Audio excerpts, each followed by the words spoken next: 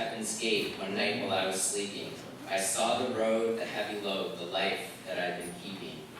And then I knew from where I'd come and where I would be going. I kissed the ground, for I had found the life that lasts forever. Hi everyone, my name is Thomas and I am Allan's eldest son. It is wonderful to see so many of you, our dear family and friends, joining us this afternoon to celebrate my dad. My sister and I, whilst rummaging around our house in fancy Country River last week, came across an old notebook of songs and poems my father had written in the late 1970s. My reading was an excerpt from one of my father's unfinished songs entitled Heaven's Gate, and we found that and we thought it was absolutely perfect to start off today. I mean, what a treasure to find. My father took incredible care of my family and I, and we never wanted for anything, but the real treasures he left behind, not just for us, but for all of you, are of the heart. He loved us and the world around him dearly. He loved his island and all of the people and places and experiences that make it special. He once considered himself, and this is an actual quoted description, he once considered himself a radical island patriot, believing in the enhancement and preservation of all of the things that make this place special, that even the smallest of places could be strengthened through the binding of the diverse fabrics of its tradition, its people, its ambitions, and its land. So much of this love is demonstrated through his life's work. He cared for so many of you. For some, he was a mentor in life, work, and music. For others, he was a protector from the perils of those that would choose greed over goodness. My father lived a life of conviction and had clear beliefs. Who was his favorite provincial premier? Catherine Paulbeck. Who makes the best chicken soup? Water Street Bakery in Somerset. What is the best golf course? Green Gables, but really whichever one will let him play alone, especially in the later years. And what was the best business funded by the provincial nominee program? That's a joke. There weren't any real businesses funded by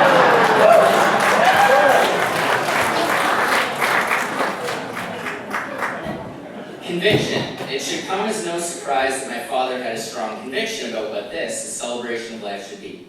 As his afterglow approached, he carefully designed today's program as an expression of his life through word and song, enacted by a collection of his closest friends and family. His intent to fill this room with spirit. My dad could confidently entertain a theater full of thousands of people. One would think, therefore, that he was an extrovert. But in many ways, he was a quiet guy who loved nothing more than family beach days, building a shed, or watching The Orange Man on CNN. In life, he avoided the limelight and was somewhat bashful of his accomplishments. Yet, it's very dad to design a remembrance event for himself that focuses on how awesome he is, knowing he doesn't have to be here to talk to you all about it afterwards. So yeah, my dad was many things. A musician, a poet, a historian, a political operator, a builder, a fixer. To me, he was the best father he could ask for. I looked up to him and bragged about him constantly. I learned from him what hard work and high standards look like, that it's good to be serious but to not take yourself seriously, that you should lift others up before yourself, that you shouldn't lean on the sentiment of the crowd but rather forge your opinions and actions from your principles. Most importantly, I learned from him what it means to be loved. Through my many ups and downs, failures and successes, my dad had my back, believed in me, and always let me know, no matter what, that he loved me. My father's spirit's in this room right now. He wants you to laugh, cry, sing, and enjoy the best chicken soup on the island. That will be delivered later. Please stick around with us afterward for a drink on us, and a bite, although I see some people already got it, and a bite to eat. First up, you've had a little bit of a taste of it. I have the great pleasure of introducing you to the Rankin tribute band. Yeah, let's get it back.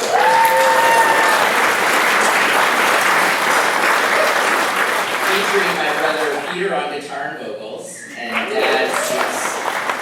Dad's musical wingmen, Brad Fremlin on percussion, Terry Williams on bass, and Roy Johnson on fiddle. Dad performed with Roy in the group Crowbush.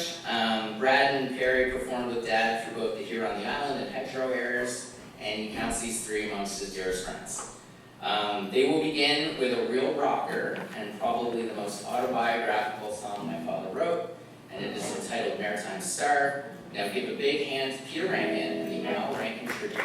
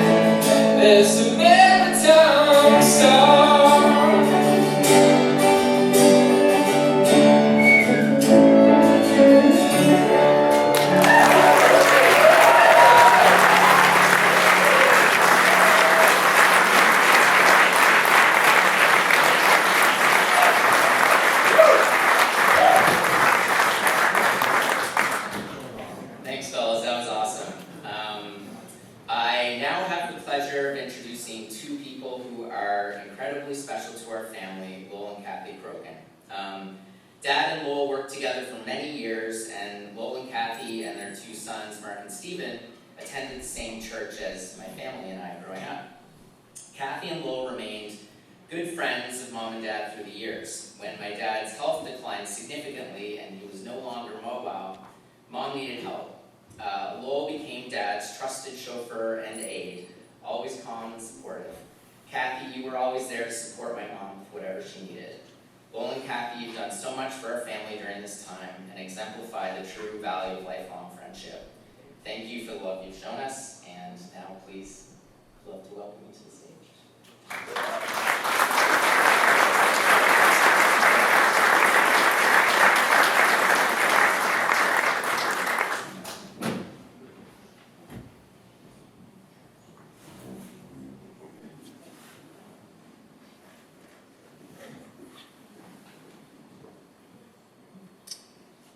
A spiritual reflection for our friend who has finished his journey. Well done, good and faithful servant. Come share your master's joy. Matthew 25:21.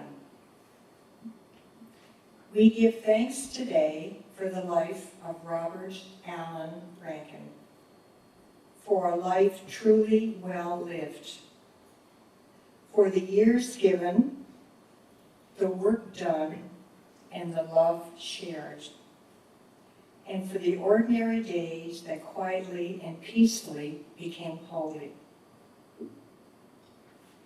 Our friend Allan walked the road set before him. For nearly 53 years, Allan and Elizabeth journeyed together as husband and wife. Through joys and struggles, through laughter and tears, now Allan's earthly journey has reached its completion. Along that journey, Allan discovered his talents and his special gifts, and he generously offered them in service to a better world. We trust that nothing good was lost, no kindness forgotten, and no love wasted. God, who called Allan's soul into being, now calls him home. Not to an ending, but to fulfillment. Not to darkness, but to light. Not to rest alone, but to rest in peace, in God's eternal presence. Allan, may you now rest from your labors, and may your life continue to speak through the memories, values, and love you leave behind. Eternal rest grant unto Allan, O Lord, and let perpetual light shine upon him. May he rest in peace. Amen.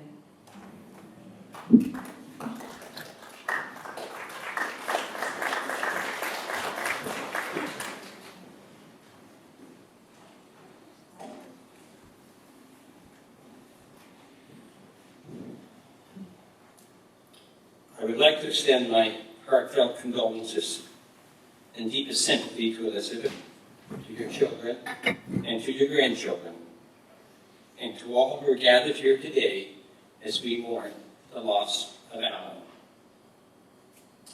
Kathy and I are honored to share a few reflections about our friend Allan Rankin. When we think of the name Allan Rankin, the words that immediately come to mind are humble, gentle, and kind. Allan lived a life of remarkable purpose and quiet influence.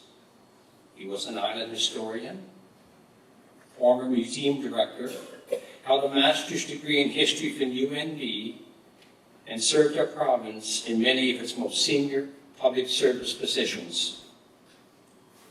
Over the years, Allan was Deputy Minister of Community and Cultural Affairs, Clerk of the Executive Council, Secretary to Cabinet, Clerk of the Legislative Assembly, a policy advisor to Senator Elizabeth Jubilee, and later, a member and vice chair of the Island Regulatory and Appeals Commission. Yes, all of these accomplishments are impressive, and they deserve to be remembered.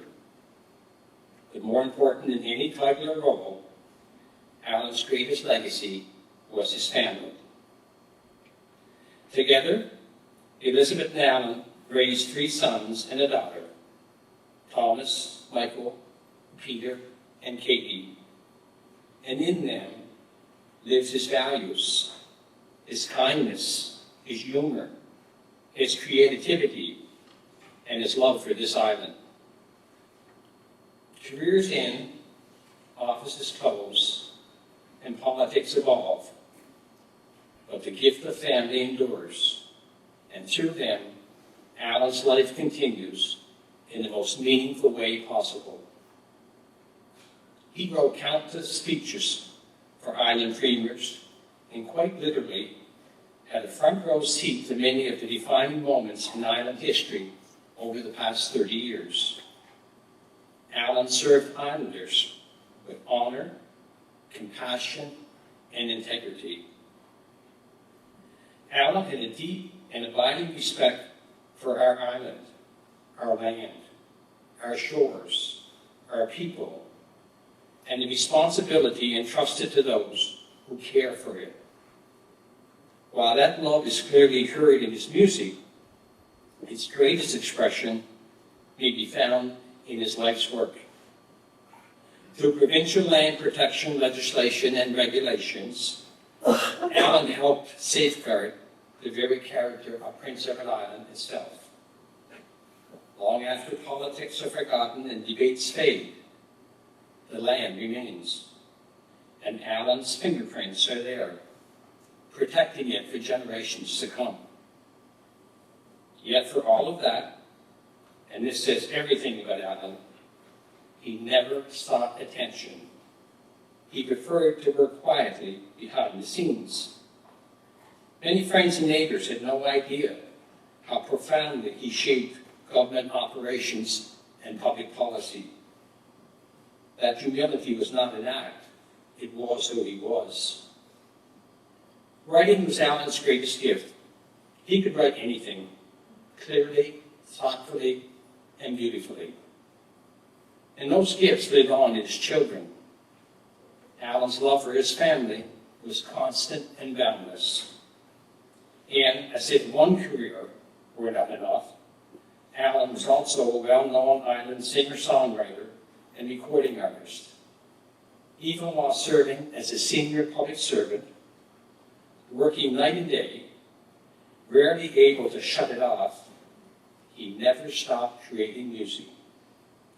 In 1996, while serving as clerk of the legislature, and while the House was in session, Allan took a few days off, went to Halifax, and recorded the CD, New Branches. That was Allan, fully present in every calling that he answered. Allan was always gentle and mild-mannered, and he carried those same qualities into his illness. He never wanted attention drawn to himself. Outside the family, he preferred quiet reflection, accepting his suffering with grace and dignity. Personally, I believe Allan was not withdrawing from people, but he was simply too sick to entertain visitors. Even in illness, he remained thoughtful of others, never wanting to be a burden or to draw attention to himself. His preference for quiet was not distance, it was dignity. To explain how he was feeling, after an appointment a few weeks ago, Allan said to me, "Surely you have better things to do than spend your time with an old man like me." I never saw Allan as an old man. I simply saw him as my friend.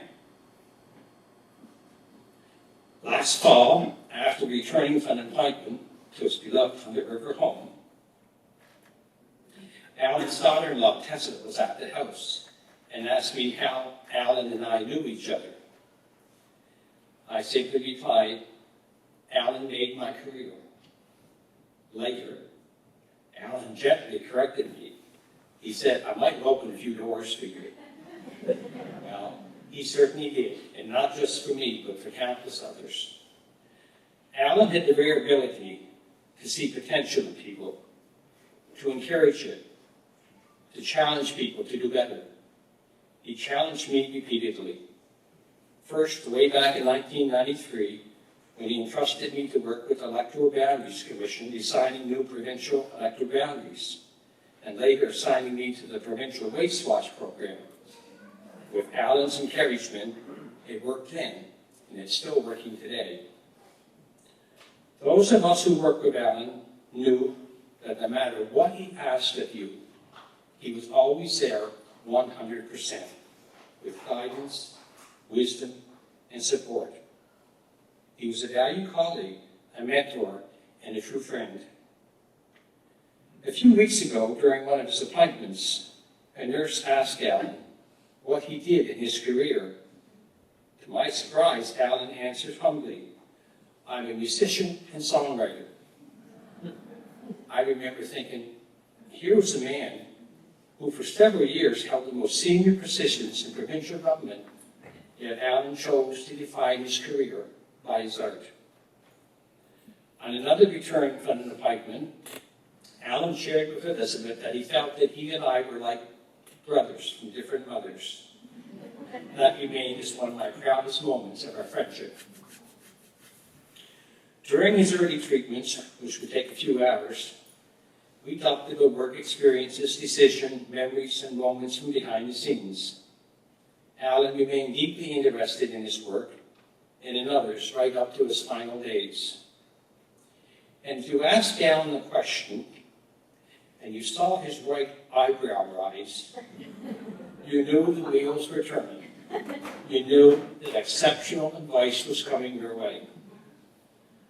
Those of you who know me know I sometimes speak before I know exactly what I'm going to say. One morning, when we were leaving his apartment for appointment, Allan thought Elizabeth was still behind him, but she'd gone inside and closed the door. And Allan said, "I'm leaving now, dear." I replied, "Allan, I'm going with you." He stopped and looked at me, shook his head and smiled. Made my day. Many of us have heard Allan say on Christmas Eve, "I have to go to town. I don't think we have enough presents for the children." As a father and husband, his love truly knew no limits. Before Allan and I knew each other, almost 53 years ago, Allan and I shared a milestone. In 1973, we both married the love of our lives. Allan married Elizabeth Handrahan from Tignish, and I married Kathy Smith from Central Gwinnett. Now, for more than 50 years, truly, you could not have found two people more blessed or happier. For clarification, I mean Allan and I.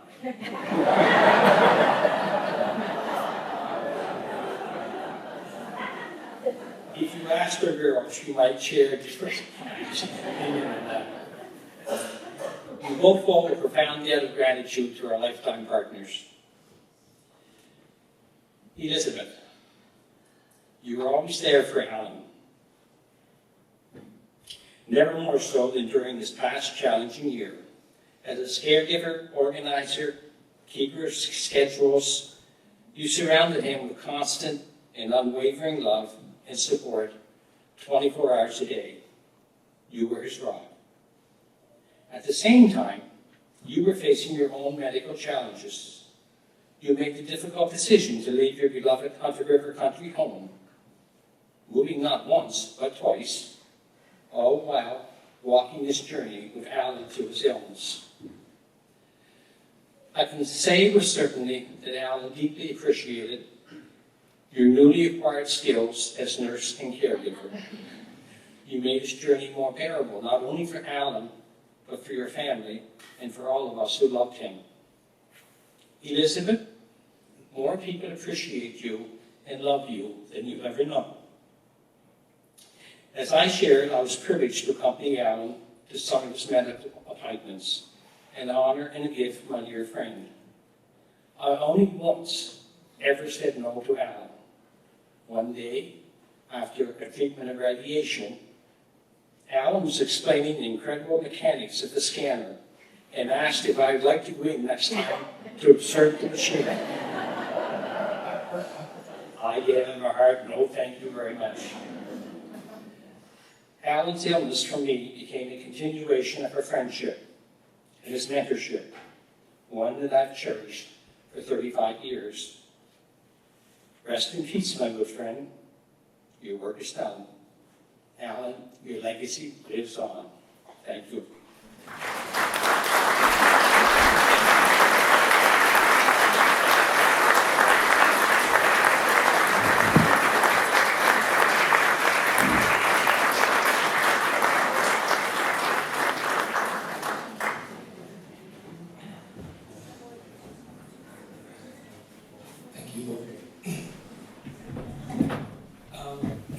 This is a song that's that we're going to perform, if you do know the words, please sing with your heart. He would very much like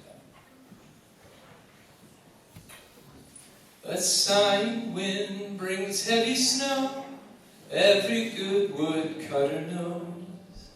It fills the road and blocks the door, it lays and stays and waits for more. The Jeffrey boys are strong and lean, the best damn workers you've ever seen. They'll fill more wood than a horse can haul, near 6 cords before nightfall. And we'll get up at the break of day, and hitch the Morgan to the sleigh. And as we work, we'll sing a rhyme and raise the dead of winter time.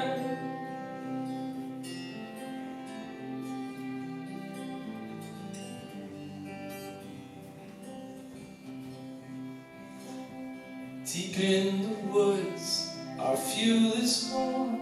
It meets the axe to keep us warm. We strip the branches, pile them high, and leave it for the wind to dry.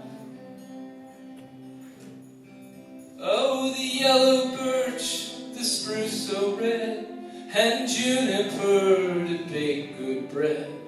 Hard maple when the fire's in doubt, and cedar when the coals die out.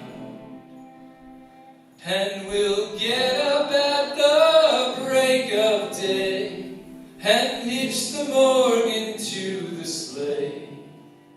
And as we work, we'll sing a rhyme and raise the dead of winter time.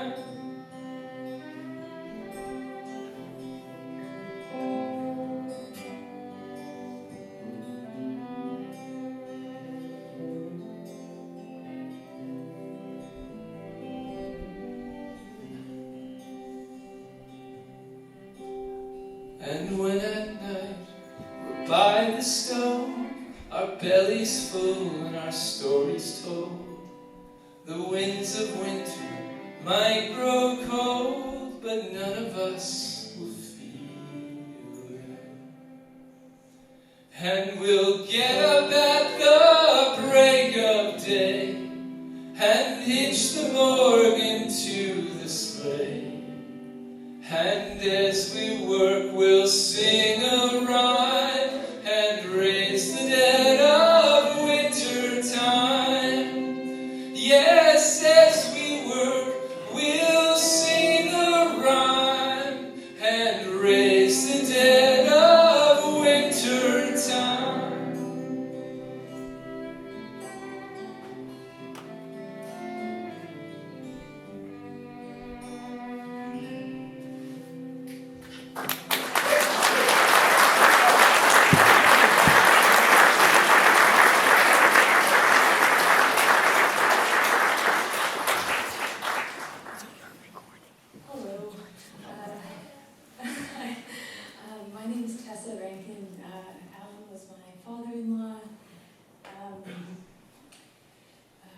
first time I met Allan, he showed me such love and acceptance, and he was a father figure to me in a way that I hadn't had in my life before, and I loved him very much.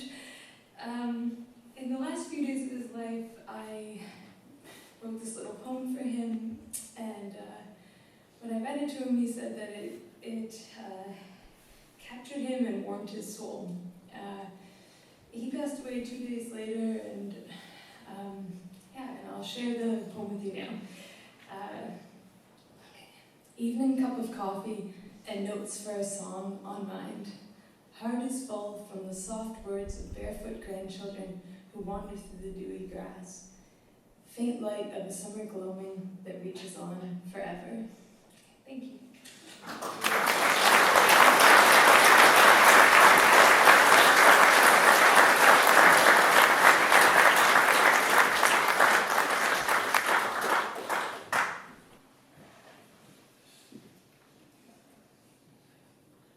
Hi everyone, my name is Allan Buchanan. That's Allan with one L. I first met Allan with two L's through the ideological dating app called Harry Bagwell. Those of you who knew Harry know that he was always surrounding himself with people who reflected his view of the world, or at least his view of Prince Edward Island. And he recruited both Allan and me to be on the founding board of the Institute of Island Studies. Now, I knew of Allan Rankin before that, of course. I had seen him as part of the famed Troubadours and admired him as part of the brothers and sisters of Cornelius Howe. But our formal introduction on that inaugural board kindled a friendship and a professional and creative partnership that spanned 5 decades. I was honored to see close up the deep love and caring that Allan had for his family, community, and this beautiful province. We partnered on numerous public policy initiatives, throne speeches, budget addresses, economic strategies, and political strategies.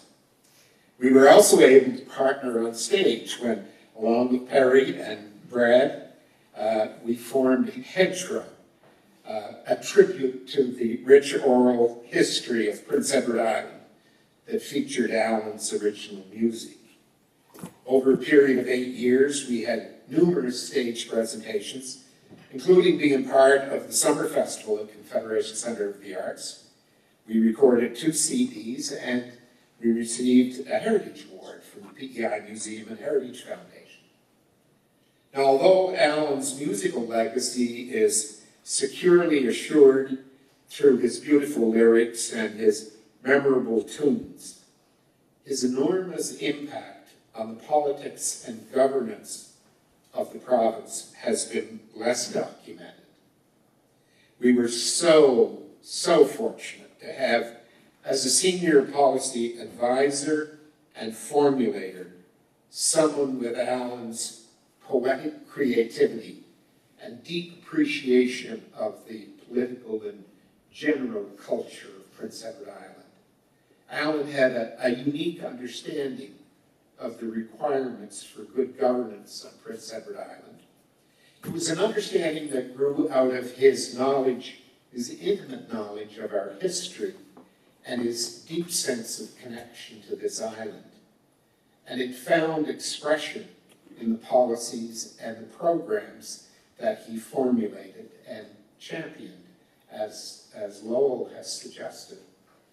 In very simple terms, Allan saw governance in PEI as a balance of tradition and change.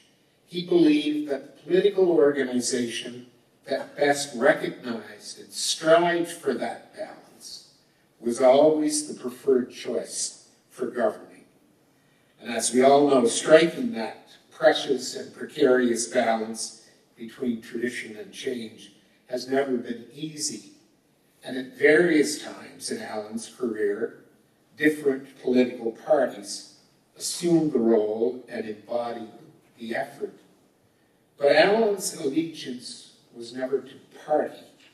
His allegiance was always to the island and to that singular guiding principle of balancing tradition and change.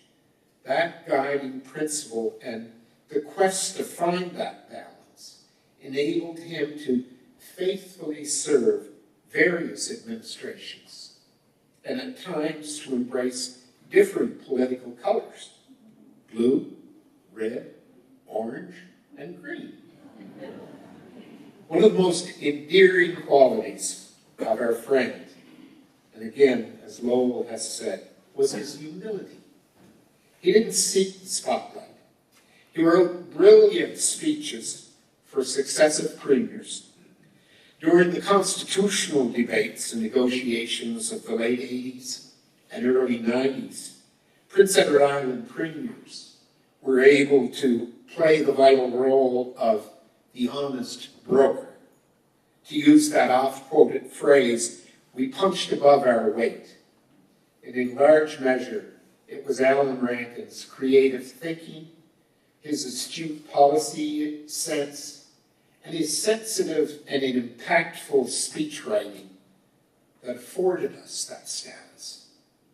But Allan was happy to stay in the background, the quiet advisor with the poet's pen. I'm going to end with this little story that perfectly illustrates the kind of person that Allan was. It was 1988. Lenny Gallant, Lenny just joined us here. Lenny Gallant had just released his debut album called Breakwater. And one of the songs on that album was Raise the Dead of Wintertime that Peter has just done, written by Allan Rankin. That's the one and only time that Lenny has ever covered another artist's song. That in itself is quite an honor. But Allan was representing Prince Edward Island at a federal provincial meeting of ministers and deputy ministers of culture at the Algonquin Hotel and Resort in St. Andrews, New Brunswick. In the evening, after the plenary sessions were ended, several of the delegates gathered in the lounge for a drink. Allan was there, along with the Deputy Minister for Ontario, the Deputy Minister of Culture for Alberta, and the Deputy Minister of Culture for British Columbia. There was a husband and wife folk duo from Newfoundland that were providing entertainment on the stage. We're going to share a new song with you, the lady said. We just learned it. It's on Lenny Gallant's new album. And with that, they began to sing Raise the Dead of Wintertime. Allan turned to his fellow deputy ministers and, wow, he said with a little chuckle, they're playing my song. You like it, do you, Allan? No. Well, yes, but I mean, it's my song. Oh, it has special meaning for you. Perhaps they thought it was playing when first he professed his love to Betty or something. I don't know. No, Allan said. I mean, I wrote the song. Now, these were deputy ministers of culture from the most populous provinces in Canada. No doubt, they fancied themselves authorities on all matters cultural. But they were mere policy wonks. Oh, sure, they could talk culture, but they couldn't do culture. Allan Rankin was the personification of culture. As we say goodbye to our friend today, we can be confident he will not be forgotten. He leaves behind an incredible legacy. His music, his writings, his public service, the friendship that he shared with all of us. But above all, he leaves behind the legacy of his family, his beloved Elizabeth, his children, and his grandchildren. We will miss you, my friend, but you were with us in many forms.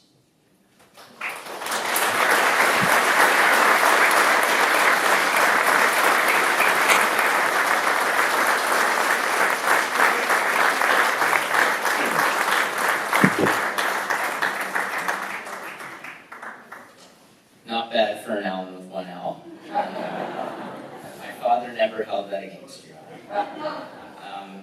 So my dad loved all forms of music. He could dance to pop music like the grandkids, like no other poppy. We have some videos to prove that if anybody would like to see them later. But he was also very discerning in his tastes and sought out musicians of the highest esteem. There's one man that for Dad was exalted amongst some of the best musicians that he worked with, and that's Mr. Roy Johnston. In my father's words, there are musicians who play with such passion and integrity and with such style, they soar above everyone else. My friend and popular island fiddler Roy Johnston is one of that rare breed. The song that Roy is about to play is called O Carolyn's Farewell, and it is certainly one of their great collaborations. Roy, I'm going to try my best to get started, and then I'll let you take it away. The day that I leave this earthly dimension, you can send all the preachers on extended vacations. Just gather my family and tune up my friends, and have Roy James play those slow airs.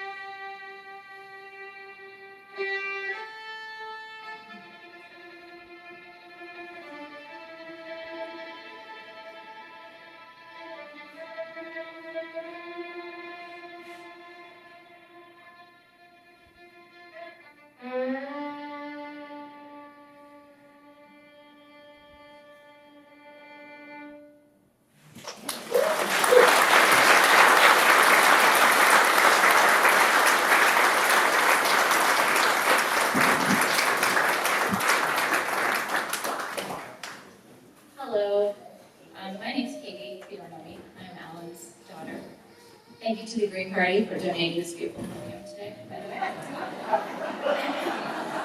I'm going to try not to cry because my dad would say, get it together, KR. So, there are a lot of ways to describe my dad, Allan Rankin, some of which we've heard today.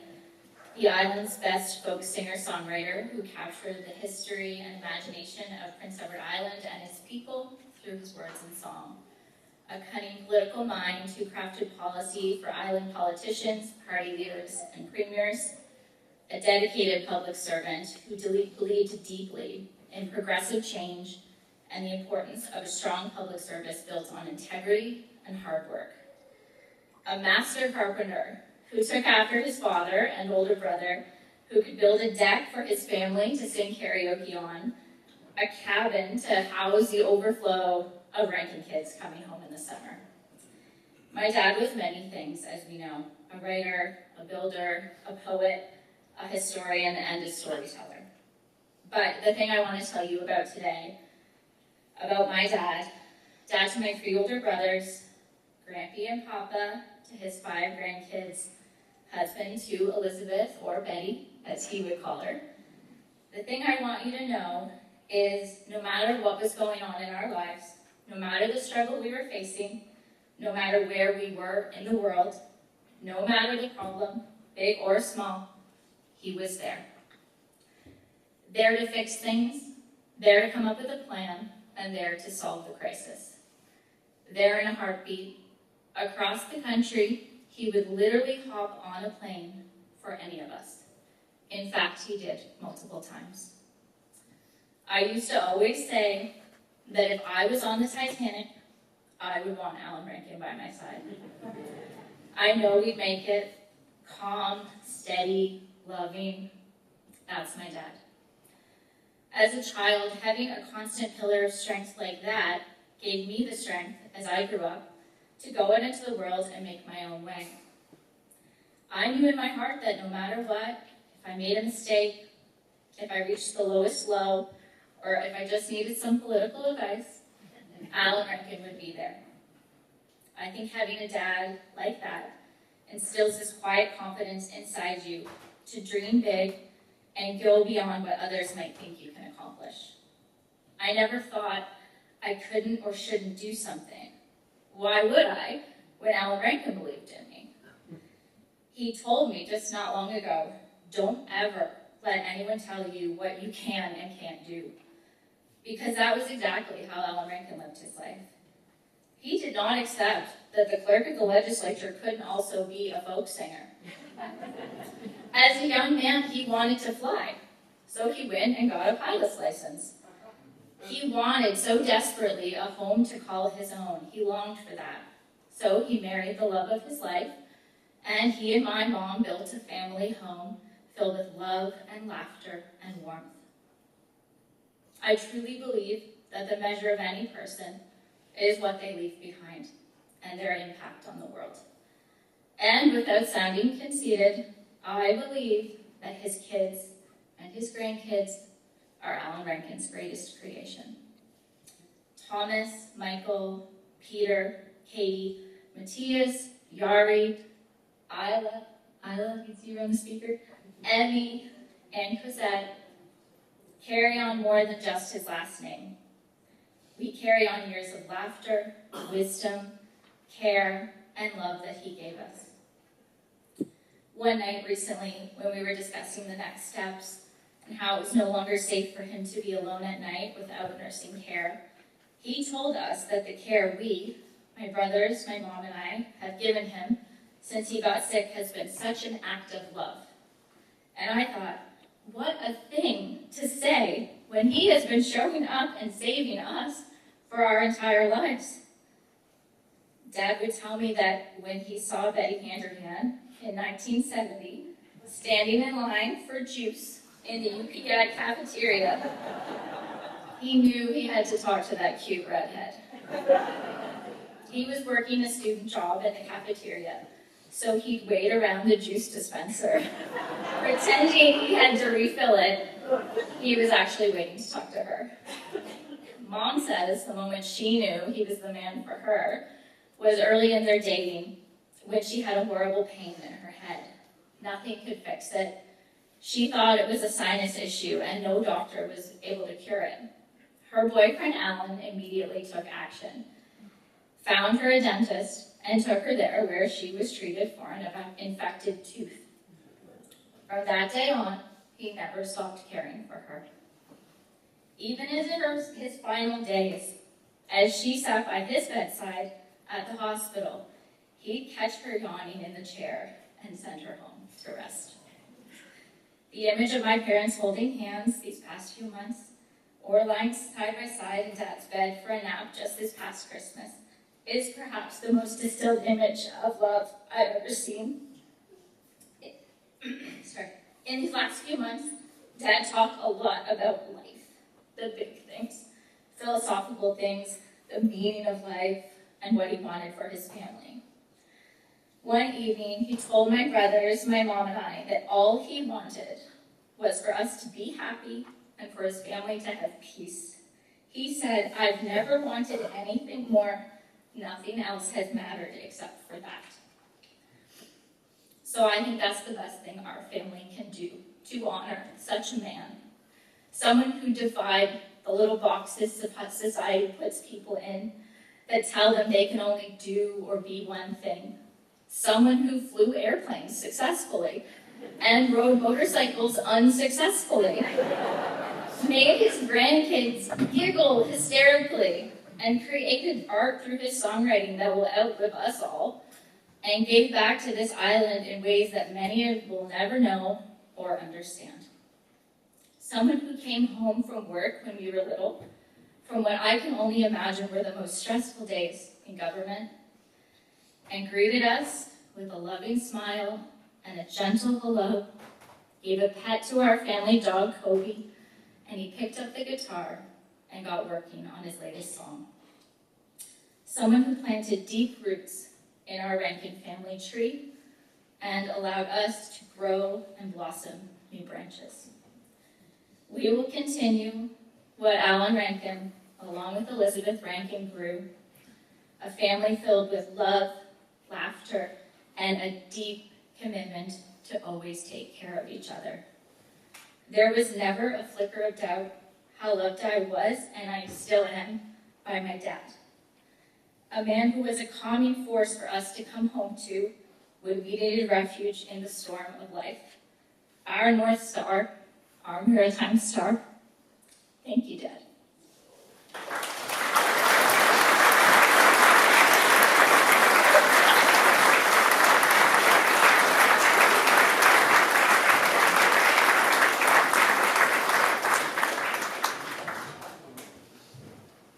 Thanks, Kitty. Speaking of songwriting, we're going to play a song that Dad never got the opportunity to record, but it's one he wrote, I think, over 30 years ago, after going 46, Mom? Okay, I've just been fact-checked live. Mom and Dad went to the funeral of a woman named Annie Cal, who lived in Kildare, up in West Prince. And the story of the song that came out of that is something that kind of stuck with Dad throughout the rest of his life. And Dad wrote this song, which is called "That Look of Fall," and then proceeded to forget the song over the course of many decades, because Dad never wrote anything other than his lyrics down. So it's kind of this lost song, but he would always say, he'd talk about this song, and he'd always say, but it'll come back. And, not that long ago it did. And so, yeah, we'll do that song, and he wanted this to be played today. So it's called "That Look of Fall."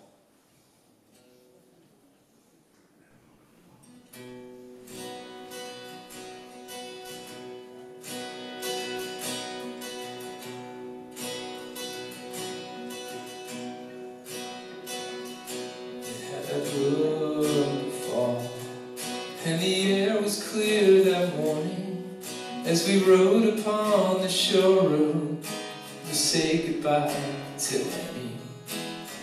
Harvest had begun and the chimney smoke was rising. Another soul was leaving from the rooftops of Kildare. Carry the weight up the spirit, try not to fear. The night as you draw near it, carry the wind. Prop up the spirit as we say goodbye to Annie one last time.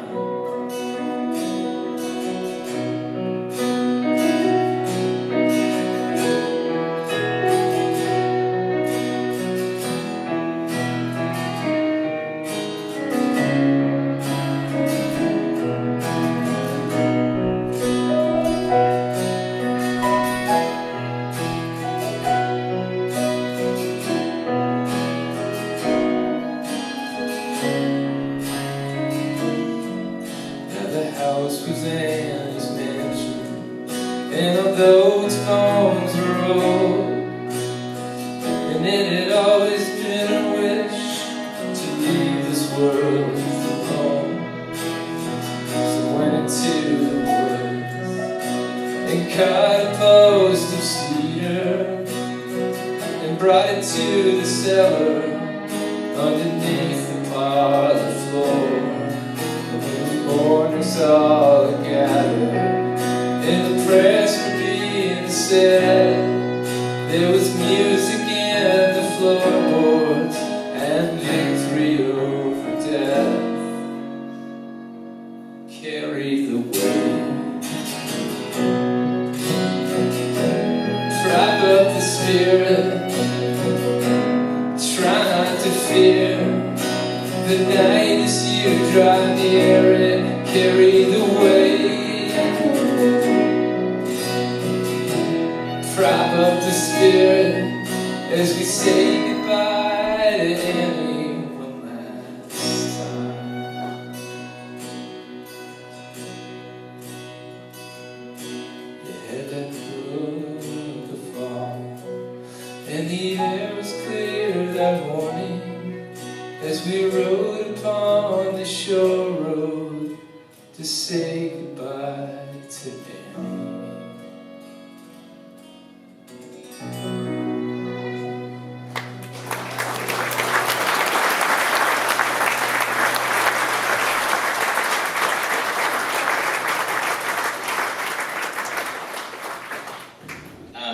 Peter and my dad share a real gift of music, and that song they worked together on over the last couple of months in putting those pieces back together, and I think that's really special that we have that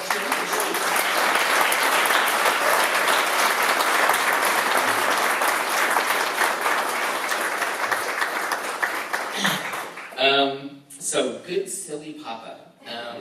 This is how my daughter Isla described Dad when she was a toddler. Dad had a very special ability to connect with his grandkids. I mean, kids in general. I mean, I was going through some old photos, some of which we'll be showing, and the number of pictures where Dad's just lying on the ground with a kid on top of him, rolling over top of him, like he would just love to get down on the floor and play with kids. And that was certainly part of his connection with his grandkids. His guitar made babies swoon, his jokes and craziness, the kiddos laugh. He was a papa that loved to get climbed over on the floor, play catch, and certainly to eat ice cream.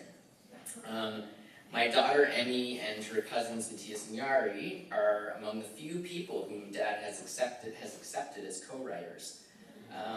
So I want to please welcome to the stage my daughter Emmy Liz Rankin to read the lyrics of a song she and my dad wrote for Halloween.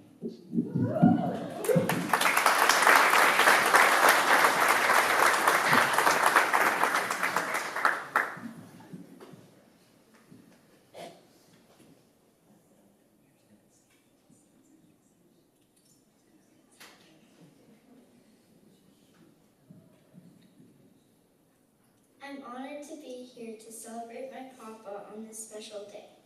Papa meant so much to his family, and we meant so much to Papa too. Papa and I made this song together for Halloween when I was 8 and visiting Hunter River. Now I will read the song that a song that means so much to me.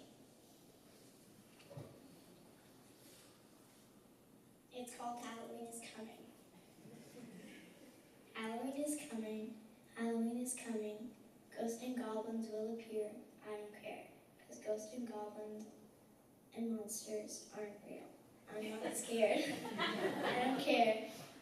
We're gonna have fun, even though we're scared.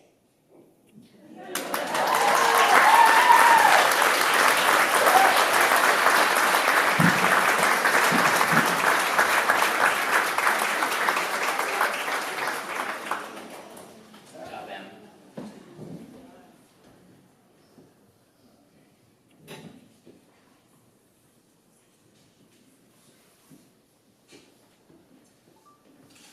Good job, Emmy. That was great. So, Emmy segued us into the grandfather, Papa theme. So everyone in this room knew my father, whether as a family member, a friend, a colleague, or through his music. However, there's 5 of you up front, first row, and Coco, second row, who had a unique relationship with him like no one else had. He was your grandfather. He was known as both Grampy and Papa, depending on which grandchild you asked. As the saying goes, so nice, they named him twice. As a father, Dad always showed kindness and love towards his kids. However, with his grandkids, it was on display to the fullest extent. His love for his grandkids was truly unconditional. That love was often shown in spoiling his grandkids with an abundance of toys, gadgets, and treats. Matthias's first chocolate bar was definitely with Grampy. And quite possibly it was before his first vegetable. One day about 10 years ago, I was taking the boys to hockey, and we drove past the brand new Carl's Jr. fast food restaurant, the first one to open in Calgary. Pretty exciting, pretty big deal. I was excited. And I said to the boys as we drove past, let's go check it out and get burgers on the way home. To my surprise, they weren't that excited and said, we've already been there. Grampy took us last week. I had no idea. Dad had been out for a visit and had beat me to Carl's Jr. He loved a good burger run, especially one with his grandkids. Grampy/Papa's fun-loving and creative nature resulted in special bonds and lifelong memories with the 5 of you. He wrote several songs with his grandkids. We just heard the Halloween song from Emmy. There was another song that he wrote with my boys, Matthias and Yari, called Trick Road. During a late summer visit in Calgary, Dad and the boys wrote a song about the street they would hang out on. Very safe street, low traffic, with their scooter buddies and the tricks they would do off their makeshift ramps. And not only did he write a song with the boys, he also, being the skilled carpenter that Katie has earlier referenced, he put those skills to use and built them a new ramp because he didn't like the one that they were jumping off. And it's the best ramp Trick Road had ever seen. And of course, from the Lost No More album, Don't Kill the Dandelion, which the guys played earlier to open us up. To me, that's a fantastic kids song, and a song Raffi and Fred Penner both wish they wrote. It doesn't get much better than seeing Dad sing one of his songs with his grandkids. When Isla was little, she loved the Dandelion song so much that she practically wore out her Lost No More CD. In fact, she was such a fan of Papa's album that one summer she went on a sightseeing tour at PEI to see the places that inspired her favorite songs. Speaking of Grampy the Carpenter, when Matthias was born, Dad built a sandbox in Hunter River for him. And for every grandchild that was born, additions and improvements to the sandbox were made. For many summers, it was one of the main attractions in Grampy's backyard. The sandbox got a little less use in recent years as Matthias, Isla, Yari, and Emmy grew older. However, with Cosette emerging into her sandbox prime, Dad wanted to give her a freshly built sandbox of her own, which he did just last summer while he was still healthy enough to do so. Other summer memories in Grampy's backyard, like tractor rides, karaoke parties, and his famous fish fries, will always be with you and are part of your island spirit. Even though he's gone too soon, the thought of you should know that your grandpa/papa will always be with you. Through his music, the memories you shared, and the love that he had for each one of you. Love you guys.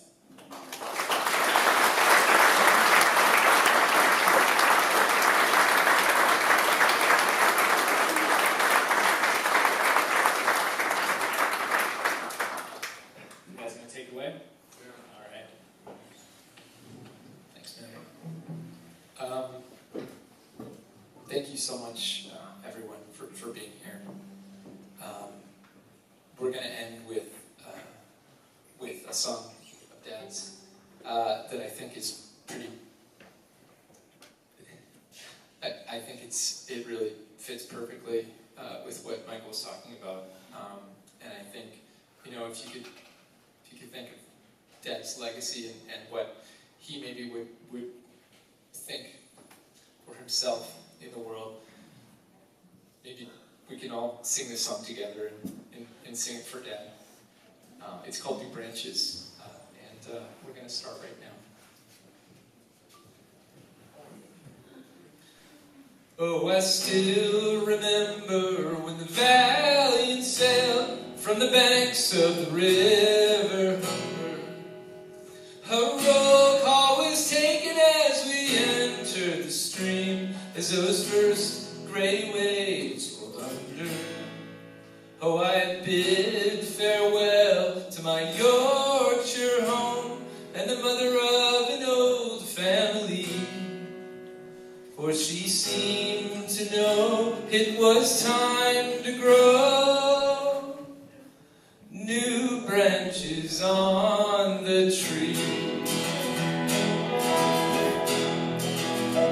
When the valiant came to the heaven light, and I looked at the ocean before us, I prayed for a sailor to carry me back, and at night I cursed this.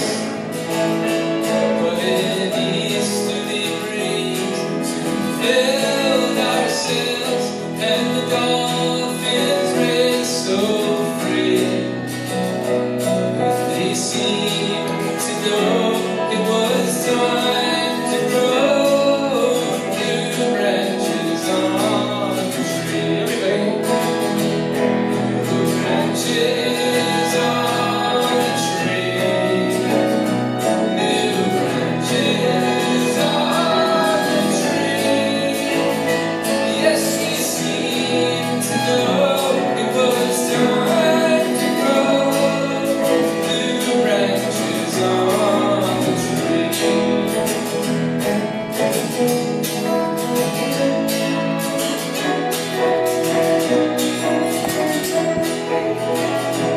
And this ocean of life is stormy and dark if you try to cross it alone. And those wintry gales can drive you astray and chill you to the bone. But I found a companion with a golden heart.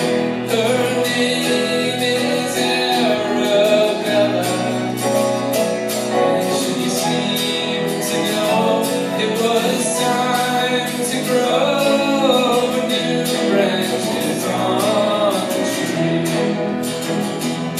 On the 61st day, we gathered on deck. Captain Egon raised up his hand, and there in the fog, like daggers of stone, lay the cakes of Newfoundland. But we steered away in search of the Gulf and the island of our dreams. For we seemed to know it was time to grow new branches on the tree. New branches